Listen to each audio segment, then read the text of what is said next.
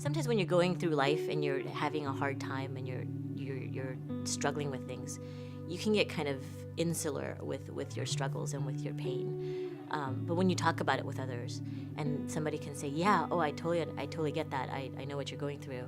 I have similar problems with my set."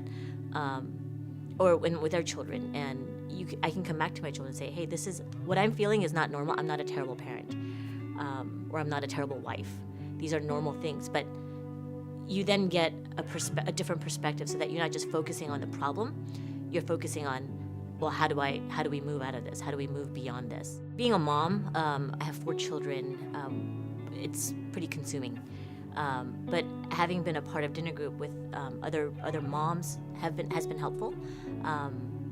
We tend to kind of do some of the same activities, whether it's school pickups, school drop-offs, and then things that involve the children. So we naturally congregate together, but being a part of a church dinner group together has really, we've been able to talk to each other about what's going on with our kids and our families, our marriages, and really lean on each other, really reach out to one another for support. We walk through the Sunday conversations together.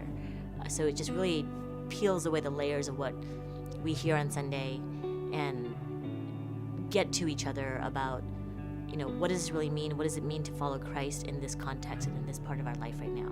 When you come to dinner group, you come to the table, and if you're honest, and if you are, and you try to leave the defensiveness at the door, and you try not to judge others, and all things are just kind of laid out, you can get some really cool insights from one another. I've learned how to love people better because of my dinner groups. I've learned how to be like, oh, I could totally reapproach this situation and look at it from that angle. I think it's a tool that God uses to help us to see His children and love His children better. I think that's one of the best things about dinner group is you see each other and learn about each other, but you learn about what God has in store for you through each other. If you are invited to a dinner group, you should try it out and really give it your all. Try to go without any reservations, without really going to give as much as you get back.